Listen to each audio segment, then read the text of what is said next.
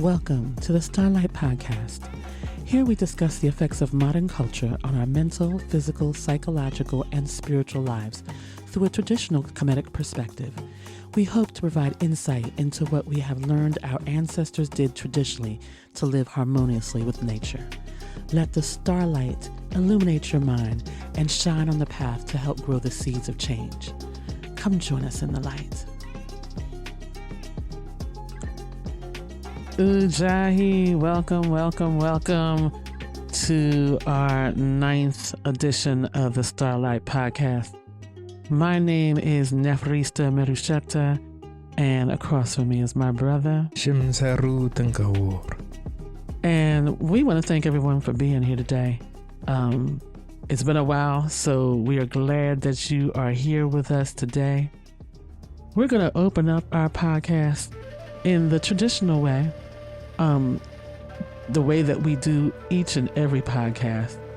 And we want to open it by giving honor to the Dogon High Priest, the Master Healer, the founder of the Kebta, the Makharu, the Truth Teller, Neb Naba Lamoso Morodanabe.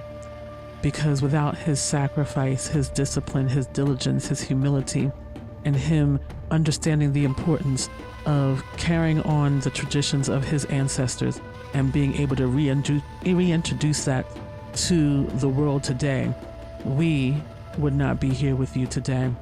We also want to give honor and thanks to all of our ancestors, the ancestors of myself, Shemzheru, and our producer, Big Geb, because without them, we would not be here with you today. And we also want to give honor and thanks to the ancestors of all of our listeners.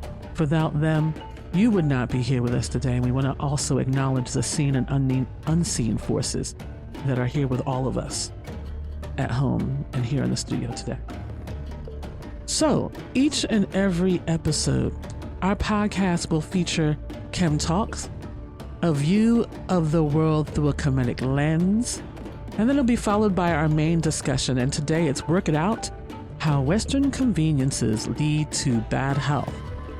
Then we'll do Pick a Card, Commandment of the Week, and then we'll be followed by the Griot's Corner, where we will feature different artists from the community and from our Kebta community, but also our local community out and about in the world. And then we'll wrap up with a portion of the Bayuwali reading, or what the Greeks called the horoscope. So let's get into it. Shemzheru, what is our topic today?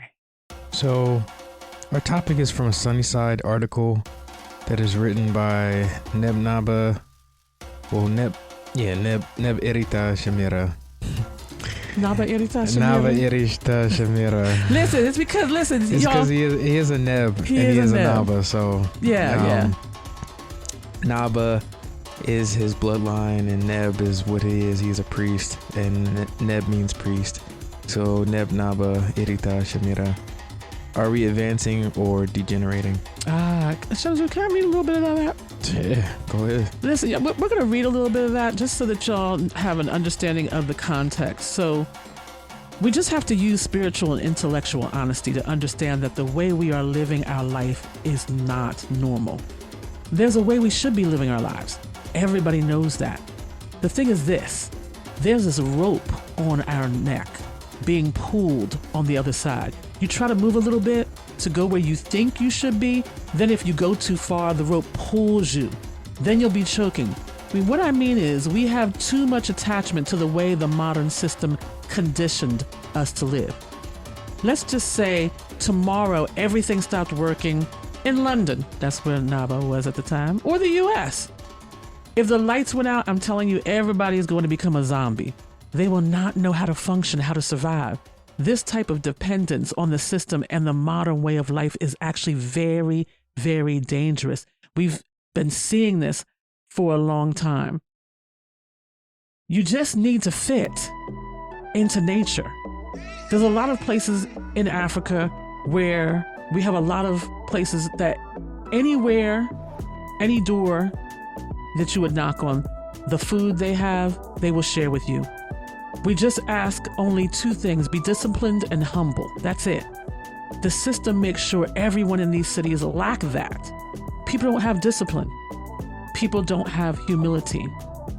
Already when those people go to the village, they think they are better than us. Better than us in what?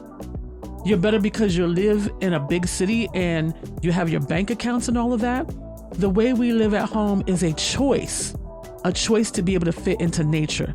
We're just nature. We don't function like robots, so the healing that we're bringing is from nature. We live in nature, we still use nature to heal ourselves. But here in the UK, in the United States, during the first cry every baby makes after coming out of its mother, they start injecting all types of things without exposing the baby to the nature first. So that's really what the problem is. Those medicines and everything are just killing you. If I'm dying, at least I'll be in the place where people know how to deal with the human body. Here, they don't treat your body good. They just chop it up. I don't know if they throw it in the garbage or what they do with all those parts they take out of the human body. We become engines like cars for them, where the mechanic can just open it up and take out and replace it. Our lives become the target of our own technology and all that. Those of you coming from Meritah, which is traditional Africa, can see the technology is actually making you lazy. Lazy physically and also the brain. Intellectually, we're not working. The system has a right to say the human being is using less than 10% of the brain because they put everything in front of you. When we were growing up, to solve 10 plus 10, you have to calculate it. You have to use rocks there to calculate it. And that helped your brain learn how to function. But now you ask someone 10 plus 10, what they will do first is go to the machine and type it, and the machine gives everything. Sure, it makes things easy in life, but what's the goal? What's the goal of us being lazy? What's the goal of us not using all the capacity we came into existence with? And that's just a little segment of the article. It gives us something to think about. Right, Shemzheru? Yeah, absolutely. I mean, you know, like, I am a, I don't know if I would say a substitute teacher, but I was a substitute teacher in the Baltimore County Public Schools, and I do work in the Baltimore City Public Schools. Mm-hmm. And you can see the codependency upon the technology and what it's destroying or what it's doing to the kids. Mm-hmm. And realistically, not even just taking it so far to them, like let's say for myself, right? Mm-hmm. If the grid shut down, I would struggle for a while. Now, granted, I would get my bearings quicker because I did have a childhood where we were way more outside. Like, I remember when AOL was a thing. Right. I remember when we didn't even have internet at one time. We didn't even have a computer at one time. And the computer that we did have, it was really for just my parents, you know? So, like, as a child, I do remember exploring the outside and all of those different things and just trying to figure out, you know, like, we weren't, like, trying to calculate anything advanced. But, I mean, I remember this one time we did put a bunch of sticks and we were just counting individually, like, and we didn't have like calculators and phones, but I mean, our codependency upon this quote unquote technology that we have been utilizing is really leading us to our downfall, really. So, I mean, I like technology in the modern system, but it's hard not to like it.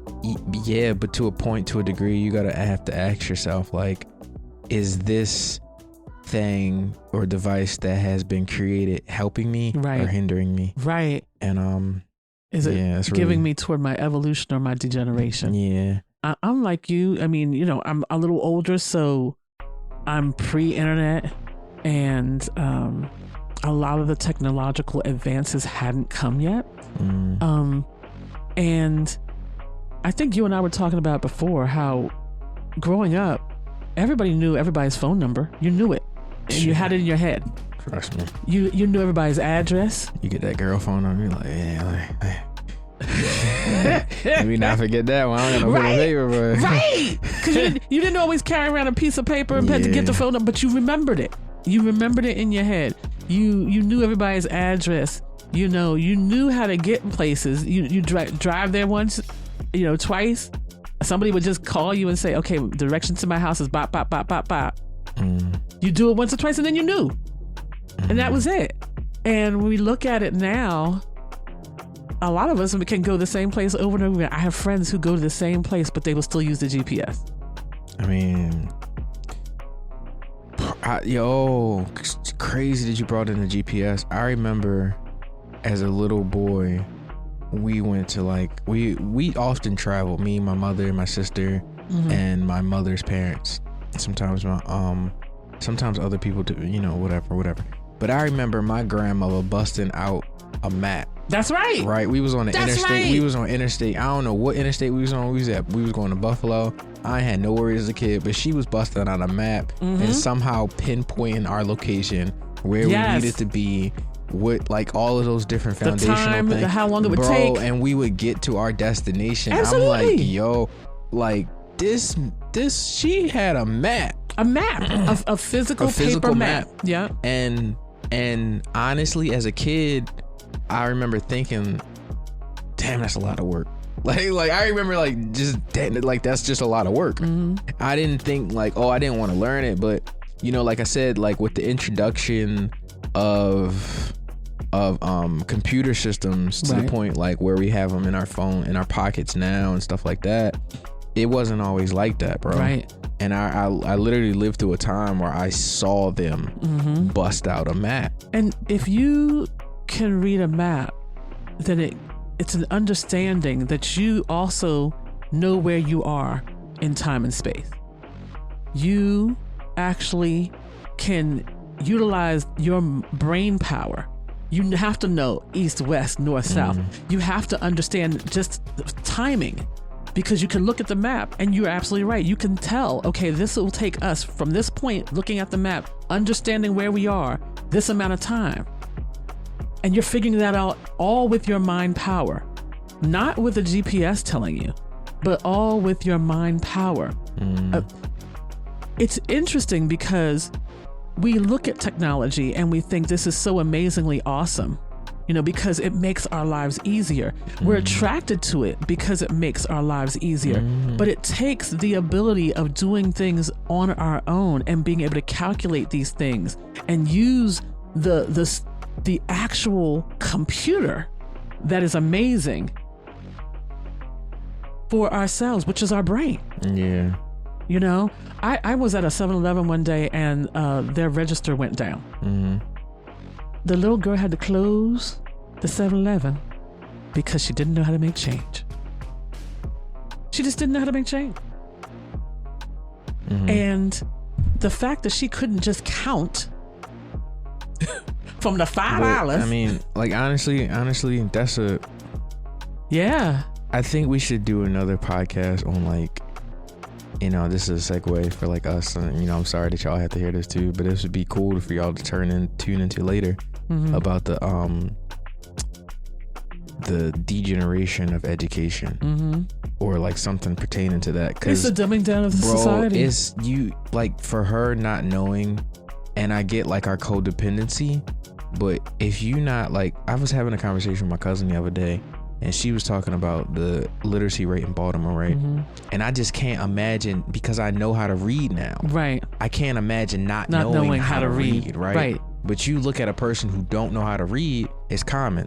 So with that girl, it's not the fact that she might not want to know how to count or know how to. She wasn't taught. She wasn't taught, and she was dependent on something else to tell her. Because that's what they do, bro. Exactly. And this is a leeway into our topic, so I don't want to get too much. We won't get to it. Yeah. And for me, going to Meritah, because we see so much in the news, and it always makes it look like when you see the village, and it's immersed in nature. It's part of nature. Roads that are not paved. The houses being built among the trees.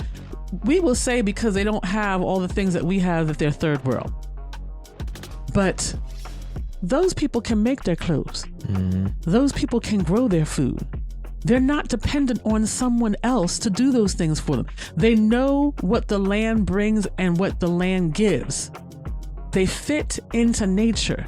And so it makes sense. They're healthier, they're stronger. And it's only when they turn their back on nature, when they turn their back on the traditions, or when a colonizer, an imperialistic government like the US or Britain, or come in with doctors, Western medicine, and a Western mindset that then tells them, hey, the way you're doing things is wrong. Follow our way. That's when they degrade. That's when they degenerate. And now they have to become dependent on the things that the Western culture brings. And we don't see that because we are born into the enslavement. We're born into the degeneration. We're born into the things. So it takes us a minute to realize, because all these things make it easy for us. Like it says in the article, if the lights went out, if the power grid went out, how many of us still know how to wash clothes? How many of us know how to make soap? How many of us know how to grow food? How many of us know how to follow a map or directionally where you are, just so that you can walk someplace? How many of us have the energy to walk someplace? Right. So, it's just time for us to reconsider, as the topic said. I think that might be getting into too much. Hold it. It's not a, yeah, I got you. Yeah, hold it. It's not going to come back up unless I say it now. Go ahead then. Go ahead. Say it now. We and many other people acknowledge that there's a time for something. It needs to be a time for something else, right? Right. But the majority might not. That's true. And because the majority don't think so, it's going to take longer. If there's a line that says danger zone, we have been past that. Because if you even look at the natural resources that we're depleting, right, we have gone over the point of, we are screwed bad. We have gone over that. Yeah. And this is a very, really big conversation that we're gonna have, and I just look forward to talking about it. So yeah, are we degenerating or are we advancing? And the actual article is, Are We Advancing or Degenerating, by Meritah Shemzheru. You can find that on our Rising Firefly website at www.risingfirefly.org. The Sunnyside blog, Are We Advancing or Are We Degenerating? You can look it up, read it for yourself. Feel free to tap in and ask any questions or have discussions further. Yeah. So that you can begin changing or considering how you can change your life. Thanks, Shemzheru. Yeah, no, thank you. This is a song that you should listen to. So, our topic today, interestingly enough, which is in alignment with our Chem Talks, is Work It Out. How Western conveniences lead to bad health. So, growing up, my grandparents were amazingly strong. They were agile and had great endurance well past their 70s and 80s. My grandfather would get up early in the morning when the sun rises, my grandmother too, go out into the garden, plow the fields by hand. And my grandmother and grandfather, my grandfather didn't get in the car. We had a car, but he wouldn't get in the car to drive someplace close. Most of the time they walked. Again, well into their 70s and 80s. I never saw them go to a gym or need a gym. But health-wise, except for the maladies or the illnesses that come with age, and even then, they knew how to, use herbs and things that were on the earth. I guess in agreement with the doctors, because they went to the doctors, but they also used things that came from nature. my granny, she even washed her clothes by hand. She had a wringer washing machine that literally, like, you could wash clothes in the basin, and then you put them through the wringer and you could turn it to wring out the clothes. Hers was electric, but they did all of that and then they dried them by hand. So I'm saying all this to say the very things that they did every day for their survival and for their life are the things that kept them healthy, are the things that kept them strong. My grandmother could easily pick up a huge pail of water that was like 8-9 pounds, well into her 70s, to fill up the washing machine because you had to fill it by hand. And I remember seeing her and she did it so effortlessly, and I was like 10, 11. I thought I could pick it up. And I went down to pick up the pail and could not move it. She was just naturally strong because the things that she did for her everyday survival allowed her to be strong. And so we don't think about the fact that, you know, now we can just throw clothes in the washer. Then throw them in the dryer. We don't have to hang them up outside in the sun. We even if the store is right down the street, chances are we're gonna pop in the car and drive there. When I was growing up, grocery stores were open from a certain hour, basically from sun up to sundown. You didn't have access to food all night long. But now you can get food 24 hours a day. Yo, there's this Niles Halal spot. If I was my fat boy days, bro, it's literally 5 minutes away. They open until 3 a.m. Listen, there's a place called Insomnia Cookies. Oh, cookies not even good. And they are open until 3. And they are open until 3 a.m. But who should be eating a cookie and ice cream at 3 a.m.? Listen, I mean, yeah, I got you.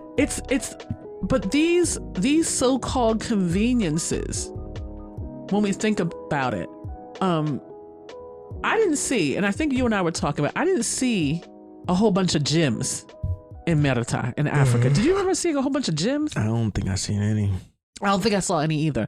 I think the most that I saw of like maybe planned working out was when we were in Bobo, and at sunset, people would come out and walk and jog and things like that, the street. But otherwise, the things that people did every day is the things that gave them strength, the things that kept them healthy. Eating natural foods. Now, hey, you don't even have to cook yourself. You can just order in, not know. And most of the foods are not even food. We're not even talking. Yeah. And we talked about that in another episode. They definitely not natural, because I mean, you gotta, like, you know, now that I'm getting into gardening, it's giving me a different mindset. And when it comes to just like food, you know, like let's say we run that the episode that we did last week or last month, whenever we did it, let's run it back when I now have a little bit more expertise in talking about gardening and stuff like that. Because you gotta really consider a lot. Like I have in the front yard those burlap bags that for the weed, for the protecting against the weed. You gotta consider a lot of different things. So it's not even food, you know. It's not just food. It's all the things that we do. And when we look at the obesity rates, and I'm sorry, y'all, I didn't get a chance to look up the numbers, but I know the U.S. has one of the highest countries of obesity in the world. Everybody just fat. Everybody. And if we look just 60, 70 years ago, those rates were beginning to rise, but they aren't like they are today. And although we point the finger at other countries and we say, you know, we're number one, the reality of it is there's higher degrees of illnesses, there's higher degrees of disease, there's higher dependence on drugs that then lead to other health afflictions. And we don't consider the fact that our dependency, the conveniences that we have, that we've grown dependent on, make it so that we are not using our bodies. We're not using our mind. We're not using our strength. we are creating in our conveniences dependency that destroy us. Yeah. And I know, and I was thinking about it this morning when I was getting ready to come over here to you, Shemzheru. Time. Our time is so taken up now. Yeah. That to think of that, okay, in Meritah, I washed my clothes every couple of days by hand and put them on the line. They came out so much cleaner than any clothes that have been washed in a washer or dryer. But I also was getting strong from doing it. Yeah, some people might play the devil's advocate and be like, damn, then what washing machine dryer are you using? Listen, they can play devil's advocate. I am telling you, the women there cleaning the things by hand. My grandmother, when she did it, and I'm not saying the washers and dryers aren't getting it clean, but it's not getting it clean like a hand washed, because the technique, because of how they did it, the strength, and even them knowing how to do it. Because at the end of the day, again, if there was no washer and dryer, if your power goes out, and I know I've had people do that, power goes out, they can't, for whatever reason, get to the laundromat. They don't even know the technique to be able to wash their clothes well. So, yeah, the devil's advocate will always say, oh, the technology is better. A lot of that is because what else do they know? What else do they know? Mm-hmm. So it's something to consider, those conveniences that we've gotten used to. I would even venture to say to our listening community, what are one of the conveniences that you can't live without, that if it was gone, there would be a way to do it without the technology? Because I think some people believe that without the technology, they wouldn't be able to do it at all. That's generally what the dependency creates, that people think they can't do anything because they no longer have the mental mind power. They never were taught, like we were saying, in just basic math, making change. So it's easy to say the technology is number one, but how much has it taken away from the human being? How much has it taken away from the person's ability to do it on their own? Kafra. Pardon this interruption. This is a quick disclaimer. What you're about to hear in this segment was not taught to us directly in our M-Time classes. What is being discussed are personal thoughts and perspectives based on the understandings as well as practical everyday application of what we have received in our M-Time classes. Dua.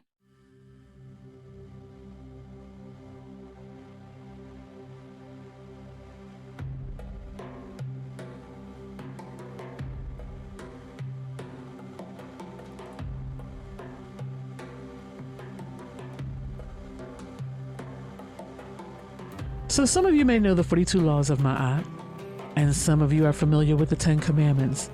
All of these come from a much larger body of knowledge, the great book of divine ordinances, the code of human behavior. See, these laws were given to humanity from the world of the gods. Human or governments did not create them, and they have no political agenda. These are rules that allow us to live harmoniously on this earth together, in balance with nature, while evolving toward the divine world. So, Shemzheru, what's today's commandment of the week? Yeah, so today's commandment is thou shalt not break dams that are established on current waters. Yeah, I think that's an interesting one. Of course, you all know this is just our meditations. This is not what the commandment actually means, but just, thinking about as we continue along our theme of how Western conveniences lead to bad health. when it comes to the word itself, the word technology, right? I had to look up what the word technology meant. And essentially, technology means art, craft, or skill. And when it comes to the dependencies on the modern conveniences or the Western conveniences, you would have to ask yourself, well, what are those conveniences? And we can look at many things that we have just talked about in this podcast today while we were talking about the technology. So now we have a dependency upon the technology and how it's utilized, but we're not really looking at what the word technology means. And even in this commandment particularly, we can see that, well, nature itself has a technology or has a art of craft in a way. You know, when the Neteru created the world that we are in, and nature is an extension of that creation, or is that creation in itself. Well, look at the animals and the beavers specifically who build dams, who are skilled in the art of the creation of a dam. And it was said by Meritah, I remember one day, he said he was talking about, like, once a river chooses the bed that it's gonna run, it's not changing his mind. Like, and it's pretty much showing how humans, you know, we say, okay, we're gonna do one thing, and then we change our mind, do this other thing, and we consistently do that, as opposed to just focusing on the goal and stuff like that. And to me, this commandment is essentially looking at the concept of as one. So the blood itself carries the identity, right, of the person. And the modern system may come and just hijack what you're essentially here for, what your bloodline does and stuff like that, and take you into a different path. And now you're not doing the thing that you came here to do, but you're doing the thing that you have been educated, quote unquote, to, or instructed to do. And so now you're doing something in opposition. Now you're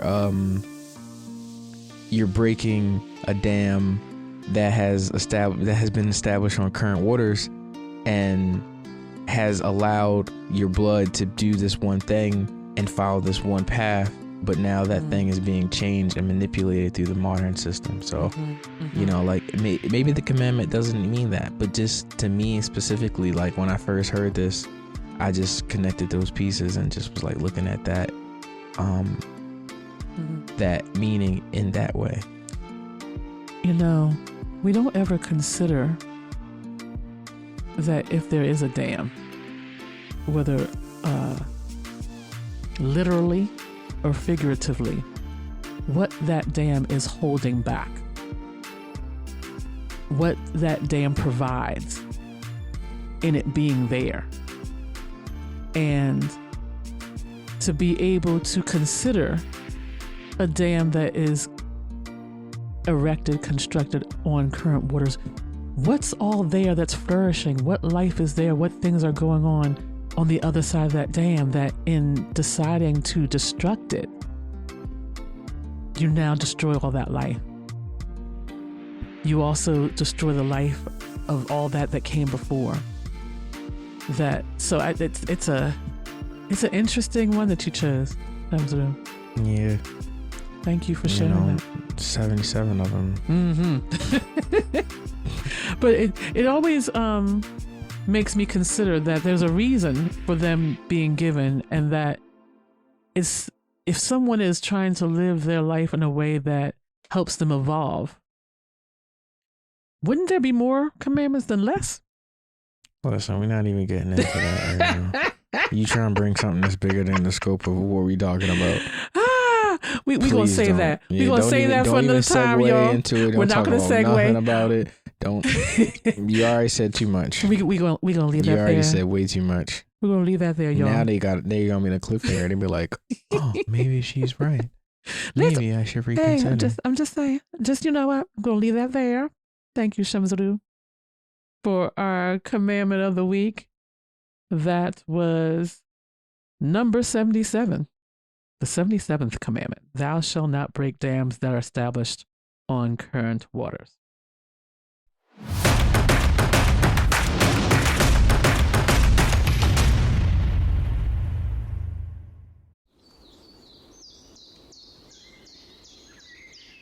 Ujai, this is your producer, Big Gib, here with this week's sponsor.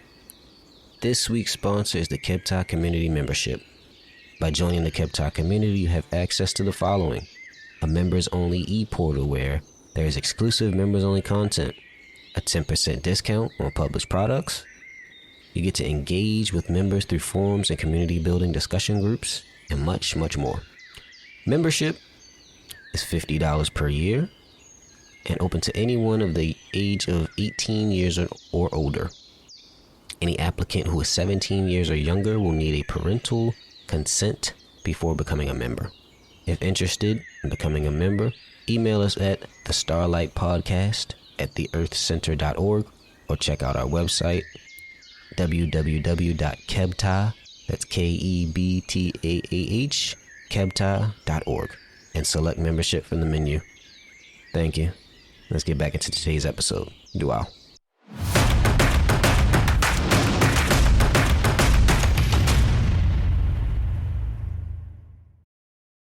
So next up is one of my favorite segments, and it's the Griot's Corner.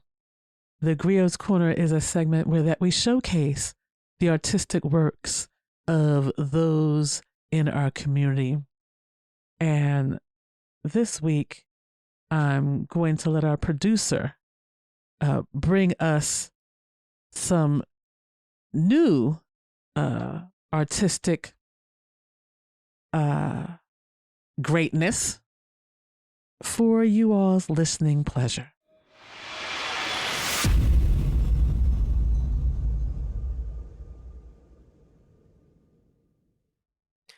Ujai, this is your producer Big Geb Najabu, here with you today for something a little new.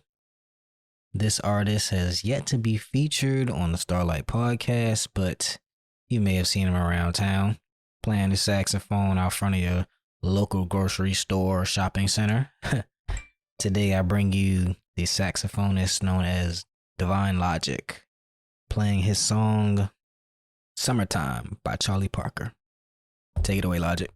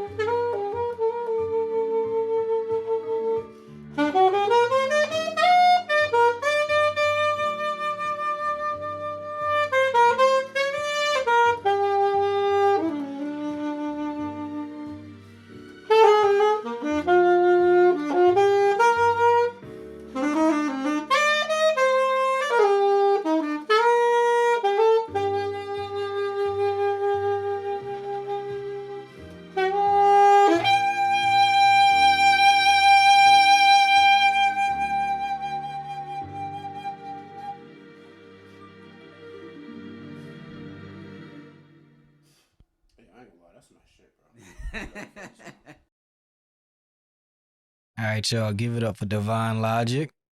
You can find him on Instagram at _it's like clockwork. That's _it's like clockwork. And he does do gigs, so if you need him for a party, wedding, anything like that, hit him up on Instagram. All right, y'all. We're going to get back into today's episode. Peace. Thank you, Big Gab. That was the Griot's Corner. If you would like to submit your artistry to our Starlight Podcast, you can send it to our email address, which is the Starlight Podcast at theearthcenter.org.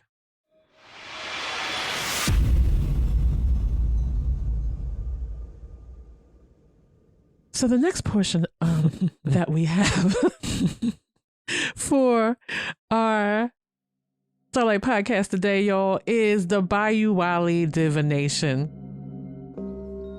So, the science of reading the Earth's energies is over 70,000 years old, and it's originating in the temples of Thebes, Memphis, and Abydos, and known by modern science as geomancy. And parts of this science can be found all over the world, but the original form of the readings is known as Mtam, and it's still being practiced by the Gormanche people of West Africa.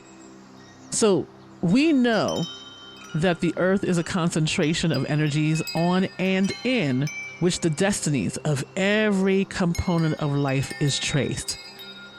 Western science is starting to catch up to that. The notion of an energetic force or forces applies to every component of the universe. And it's that relationship among diverse forces, or the dialogue of energies, that determines life and its principles. So Mtam is the system that studies the energetic currents that are emitted or received by Earth and their influence on humans and nature. So the most common system of prediction in the modern world is astrology. Many of us know that. And that operates on the principle that planets and stars influence our mood, our character, and our destiny.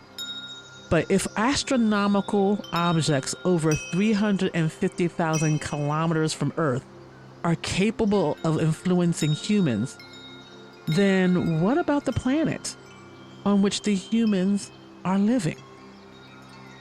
The Bayou Wali, or the Earth energy readings, translate the energies of the Earth and how they affect humans and their environment in space and time.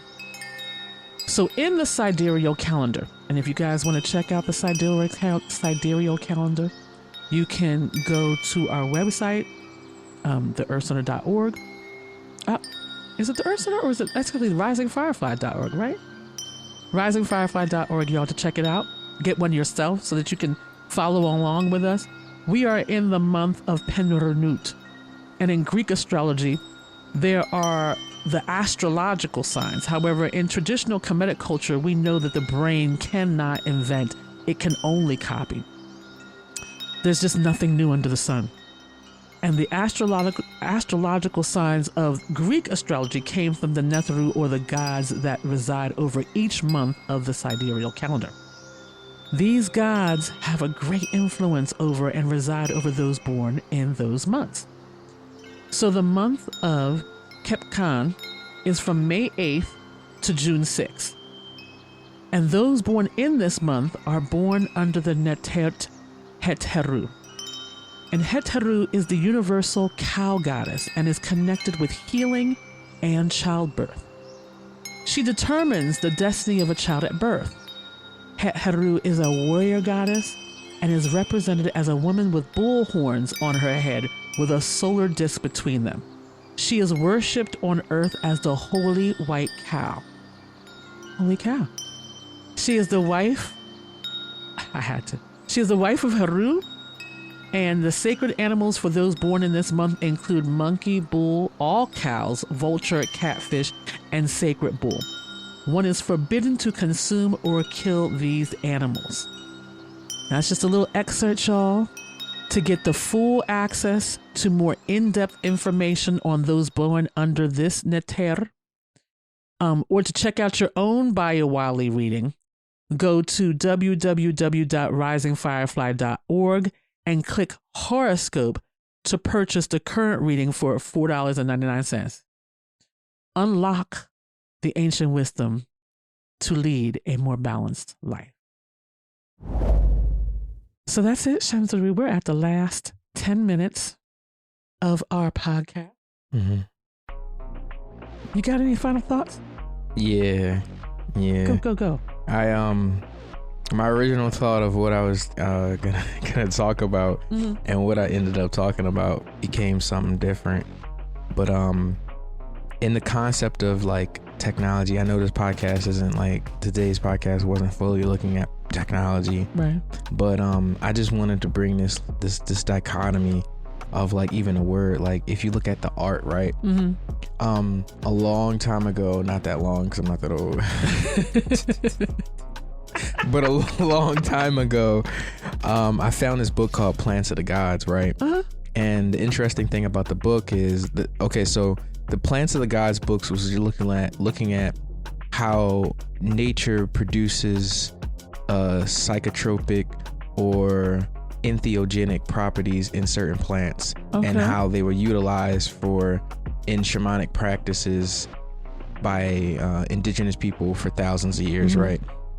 And a constant thing that they would say inside of the book itself was looking at the word technology. And I thought it was a big thing because if we're looking at like modern technologies, but then we're looking at like traditional technologies, they look a little bit different, right? Even absolutely. The technologies that we utilize in the bush, they look a little bit different. Absolutely. And they're actually utilizing nature, right? As opposed to like in the modern sense, we are utilizing nature, but we're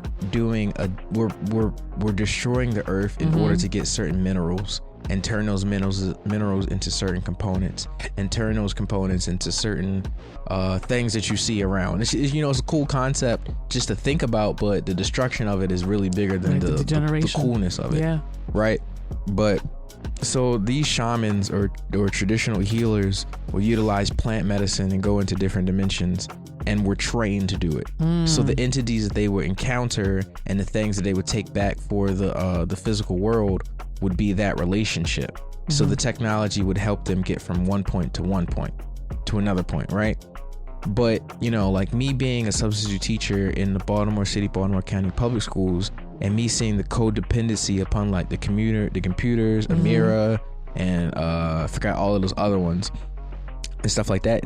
Yeah, they are beneficial, but a lot of those kids still are in a detrimental position because sometimes you'll even have the devices that will read for you, like I remember back in the day, like we would during the summer break, we would get like it was a token system, right? You would get a trophy or something high depending on how many books you read. Yep. So then you was always propelled to be like, yo, I'm about to beat all my friends and get the biggest gift or something like that. Right. But how beneficial that was for the mind, yes, as opposed to now, utilizing computers for the reading, utilizing these things in different quote unquote technologies, which is essentially arts, but it's like you would even have to look at the art of destruction, right? Because that's even an art in itself.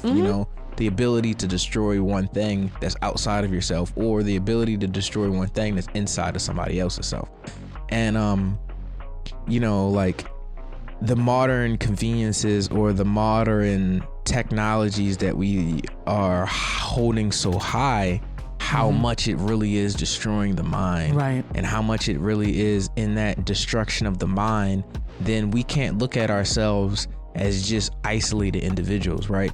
Because like, even modern systems, modern science had like this concept of the quantum, right? So they called it the quantum theory.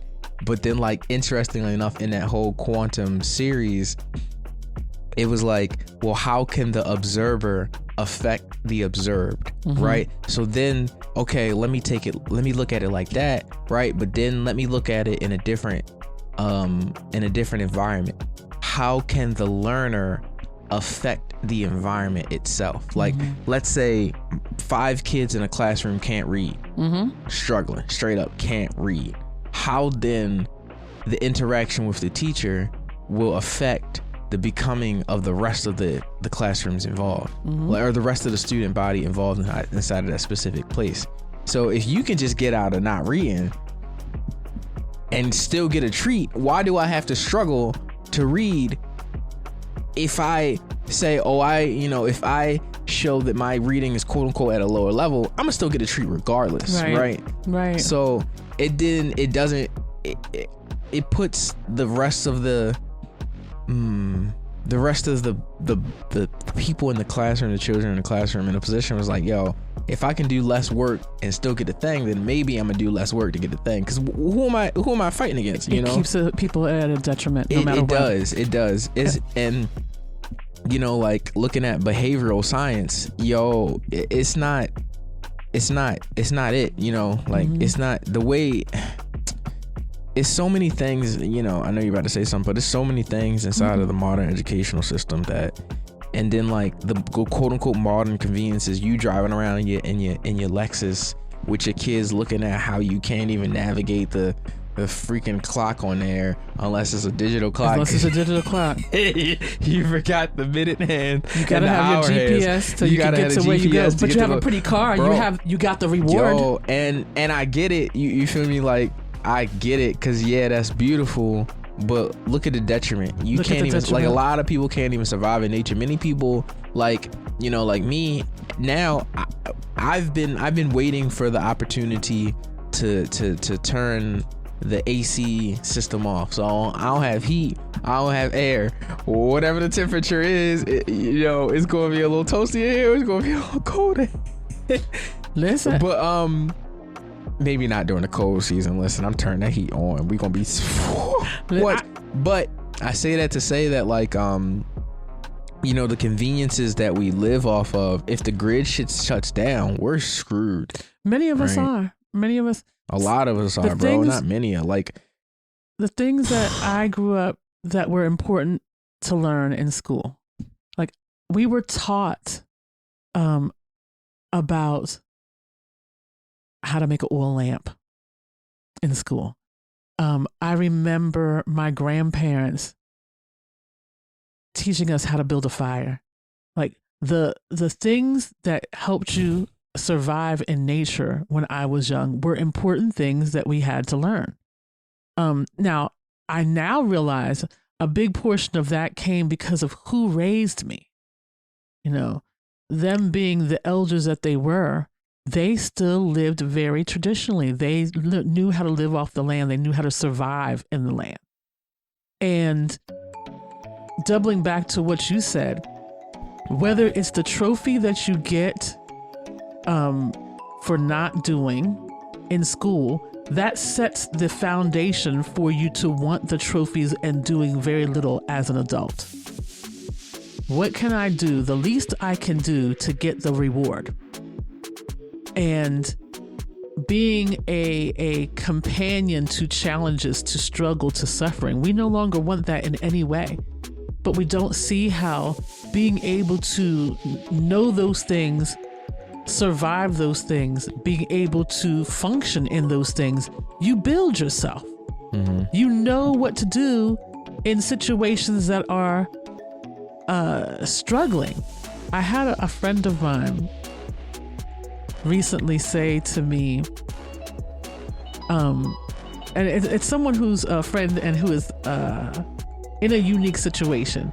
They've been homeless, but they now have shelter. And they said to me, I'm more comfortable outside because there's a certain freedom. But that's because he never lost the understanding of what it means to only have yourself and nature to rely on. And for me, that was one of the things that I realized in going to Africa. I am happiest and healthiest when I'm immersed in nature.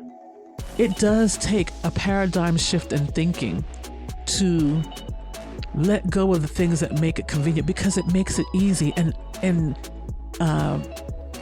inherently we are lazy. You know, as people in general, we are lazy. We are going to take the easy way out of in every situation. But we don't think about how the struggle builds us. I have not seen anybody become healthy without sacrifice. I haven't seen anybody build the body without sacrifice. But now, because of all the conveniences we have,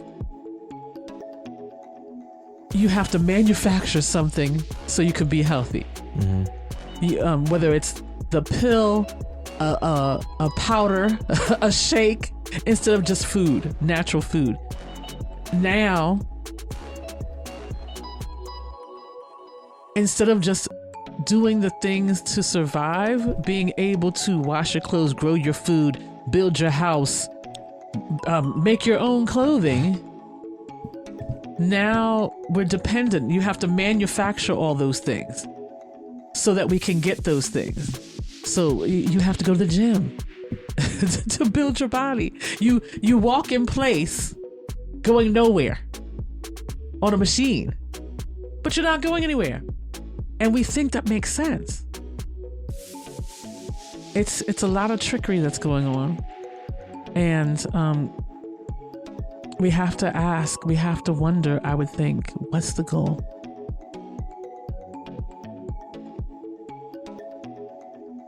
What's the goal? Yeah, the goal. Is that it, Shemzheru? Yeah, I don't got nothing else. I know that's right. Tapped out. I know that's right. Man. So, The work that I do nowadays, I'm gonna be tapped out. Yup. we're gonna talk about that work because we're doing real work. I think listen, y'all, it's a good thing when you get reconnected to your roots, and it's a good thing to get reconnected to traditions, and it's a good thing to get reconnected to nature and the earth. I think what a lot of people might think that they would have to, the way that they live, all of it has to go away. Right. I think that's what people think. Like, that's like the scare. Well, I don't want to sacrifice. I don't want to. Yo, you don't really have to, but you do have to consider your ancestors too. And you have to reconsider your involvement in nature. You don't have to not have a nice car. You don't have to not have a nice house.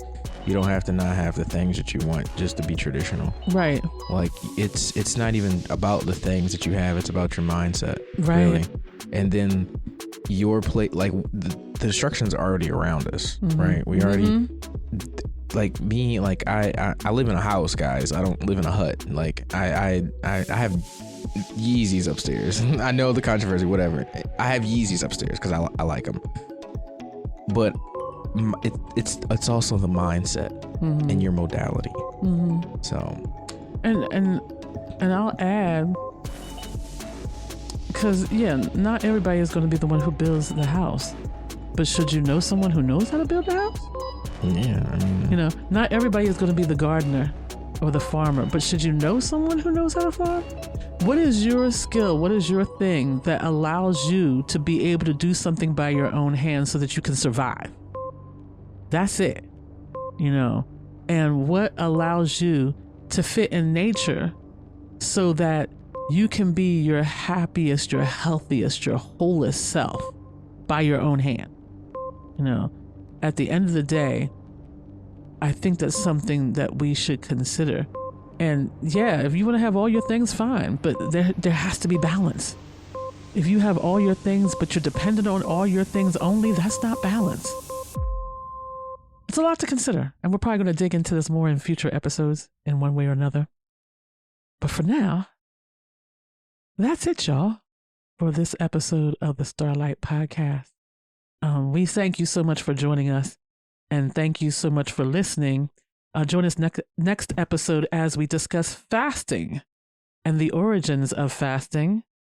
damn, we're gonna talk about that. We are versus religious fasting. Why should we fast? All right. And what are the benefits of fasting? So see y'all next time. Later, y'all. Thank you for listening to the Starlight Podcast. To learn more about Bayouali Earth Energy readings, go to www.bayoualiearthenergy.com. www.risingfirefly.org. To book a spiritual reading or a health consultation, go to www.anhlife.org. And if you're interested in learning more about Kemetic culture, visit our website at www.theearthcenter.org. Don't forget to like, share, and follow us on all social media platforms at Kebta and on Facebook, The Earth Center. May you shine as bright as the starlight in the night. Iriru. Peace. Peace.